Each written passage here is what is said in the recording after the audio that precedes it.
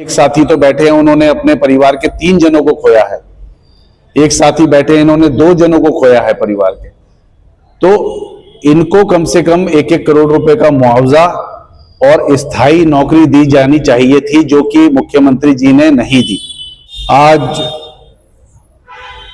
चमोली में जो 2 वर्ष पूर्व एक घटना हुई थी, बहुत दुखदाई घटना थी, दुर्घटना थी। 19 जुलाई 2023 को चमोली में नमामि गंगे एसटीपी प्लांट पर जो विद्युत का करंट फैलने से 16 निर्दोष लोगों की उसमें जानें चली गई थी। तो आज उनके परिवारजनों के सदस्य मेरे पास आए यहां पर मिलने देहरादून, और बड़े दुख के साथ कहना पड़ रहा है कि माननीय मुख्यमंत्री जी के पास ये मंत्रालय है, बावजूद इसके इनको 2 साल हो जाने के बावजूद भी न्याय नहीं मिल पा रहा है। जबकि उस समय इनसे बड़ी बड़ी बातें की गई थी, कहा गया था कि इनको मुआवजा दिया जाएगा उचित, और कहा गया था कि इनके परिवारों में से एक सदस्य को स्थायी नौकरी दी जाएगी।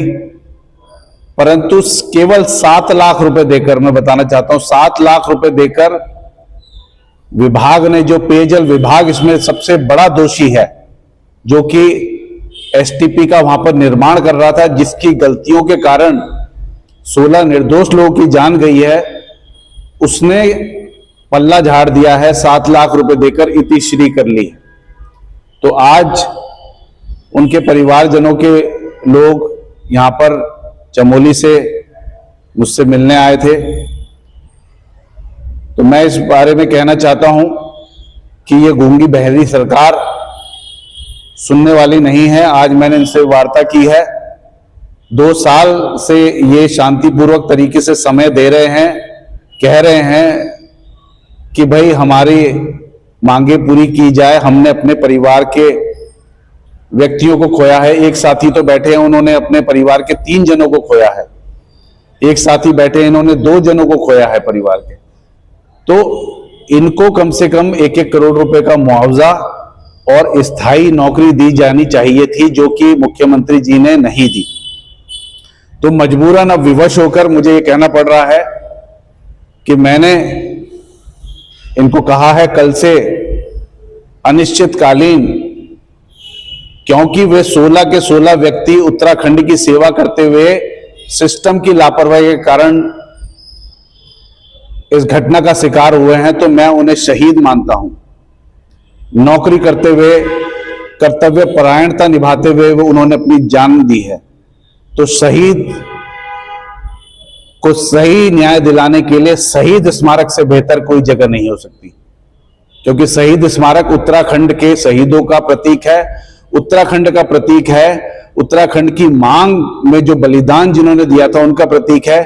और उस प्रतीक चिन्ह पे जाकर हम धरना देंगे और मुख्यमंत्री जी को बताएंगे कि क्या इस दिन के लिए हमने उत्तराखंड मांगा था? क्या उत्तराखंड के लोग जो है यहां पर इसी प्रकार से 2-2 साल तक अपना जीवन बर्बाद कर रहे हैं न्याय मांगने के लिए?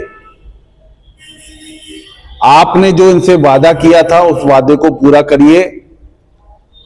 बाहर की कंपनियां आके अन्य जो प्रदेशों से यहां पर करोड़ों करोड़ों रुपए कमा के जा रही है, और अव्यवस्थाओं के कारण हमारे लोगों की उसमें जान जा रही है, जिसमें केवल आप 7 लाख रुपए देके इतिश्री नहीं कर सकते मुख्यमंत्री जी। तो कल से सुबह 11 बजे से अनिश्चितकालीन धरना शहीद स्मारक में हम देंगे, क्योंकि मैं उनको, जिन्होंने इस निर्माण कार्य में अपने प्राणों की आहुति दी है, उन्हें शहीद मानता हूं। और तमाम उत्तराखंड वासियों से कहना चाहता हूं कि उठिए, जागिए, अपने हितों के लिए लड़िए, नहीं तो ये निकम्मी बहरी गूंगी सरकारें आप लोगों को ऐसे नीलाम करती रहेंगी, आप लोग के परिजनों को ऐसे ही दुर्घटना में धकेलती रहेंगी, उनकी मृत्यु होती रहेंगी, और बाहर से आने वाली कंपनियां करोड़ों करोड़ों का मुनाफा यहां से बटोरकर यहां से निकल जाएंगी। धन्यवाद। जय हिंद, जय उत्तराखंड।